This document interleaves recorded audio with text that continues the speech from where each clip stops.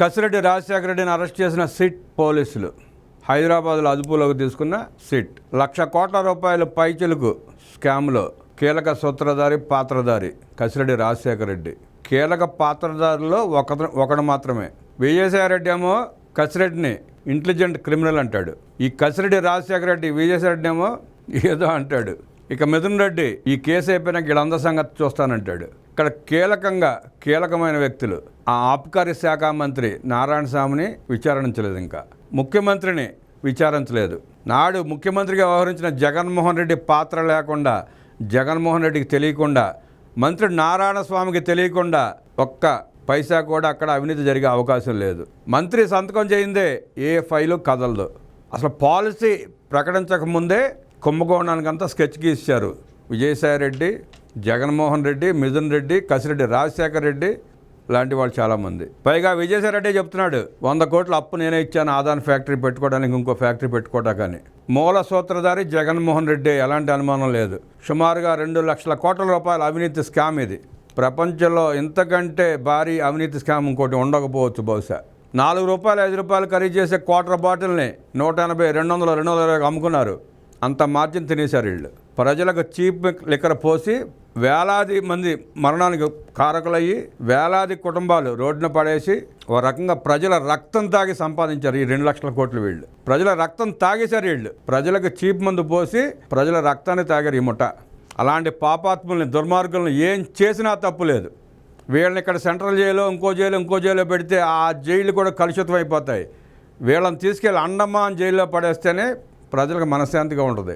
సమాజంలో ఒక్క క్షణం కూడా ఉండడానికి అర్హులైన వ్యక్తులు కాదు వీళ్ళు. అంతటి దుర్మార్గులు. ప్రజల రక్తం తాగి 1,00,000 కోట్లు పోగేసుకుని ఏం బాగుపడతారు మీరు? ఏం సాధిస్తారు? ఏం చేసుకుంటారు ఆ 1,00,000 కోట్లని? ప్రజల ఉసురు తగిలి మట్టి కొట్టుకుపోతారు ఒక్కొక్కడు. సిట్ 4 సార్లు నోటీసులు ఇస్తే నాటకాలు ఆడాడు, రాత్రి దొరికిపోయాడు. వాళ్ళ ఏం చెప్తాడో సిట్ పోలీసులు ఏం చెప్పిస్తారో చూద్దాం. నేను దొంగను కాదు, ఆడు దొంగ అంటాడు, ఆడు దొంగ కాదు ఈడు దొంగ అంటాడు, ఈడు దొంగ కాదు నేను దొంగను అంటాడు. ఈ డ్రామాలు ఏంటో, ఈ ట్రయాంగిల్ ఫైట్ ఏంటో, ఎవరిని కాపాడటానికి వీళ్ళు ఈ ట్రయాంగిల్ ఫైట్ డ్రామా ఆడుతున్నారో ఇవాళ రేపట్లో సిట్టు తేలుస్తుంది. ప్రజలు తేల్చారు ఆల్రెడీ. సిట్టు తేల్చి త్వరలోనే వీళ్ళందరికీ జైలు శిక్షలు పడేలా చూడాలని ప్రజలు మనస్ఫూర్తిగా కోరుకుంటున్నారు. కఠినమైన శిక్షలు వేయాలి వీళ్ళకి. మనిషి అనేవాడు కనపడని చోట వీళ్ళని బంధించి ప్రజల రక్తం తాగిన వీళ్ళ దుర్మార్గాలని అణచివేసి అండమాన్ లాంటి జైల్లో పడేస్తే తప్ప వీళ్ళలో మార్పు రాదు. దోచుకున్నంత దోచేసుకుని సిట్టి ఈయన గారికి చెప్పాలంట. వాళ్ళు ఏమడుగుతారో చెప్తే అప్పుడు హాజరవుతా అంటే ఈయన సమాధానం చెప్పడానికి. పైగా దొంగ పాస్పోర్ట్ పేర్ల మీద తిరుగుతున్నాడు. దుబాయ్ నుంచి హైదరాబాద్ వచ్చాడంటున్నారు. కానీ ఇంకొక వాదన ఏంటంటే గోవా నుంచి హైదరాబాద్ వచ్చాడంట.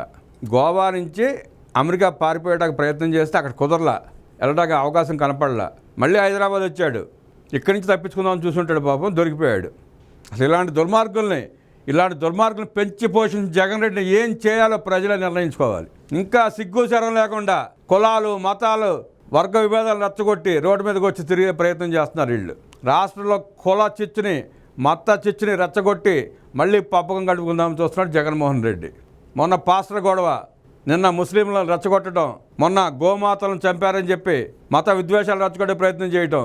ఈ దుర్మార్గుల్ని వదిలిపెడితే సమాజాన్ని విచ్ఛిన్నం చేస్తారు వీళ్ళు. నరరూప రాక్షసులు వీళ్ళు.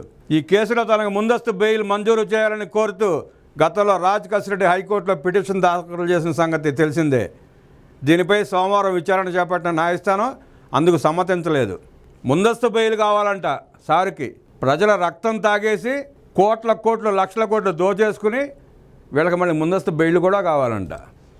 ఏది ఏమైనా విజయసాయిరెడ్డో, కసిరెడ్డి రాజశేఖర రెడ్డో, మిథున్ రెడ్డో, జగన్మోహన్ రెడ్డో, నారాయణ స్వామి అందరినీ అరెస్ట్ చేసి విచారిస్తే తప్ప అసలు వాస్తవాలు బయటికి రావు.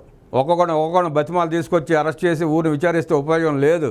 వీళ్ళు ఒకళ్ళ మీద ఒకళ్ళు చెప్పుకుని నాటకాలు ఆడుతుంది తప్ప అసలు దోషి జగన్మోహన్ రెడ్డిని బయట వేరు వీళ్ళు. విజయసాయిరెడ్డి గారు ఆడేది కూడా నాటకమే.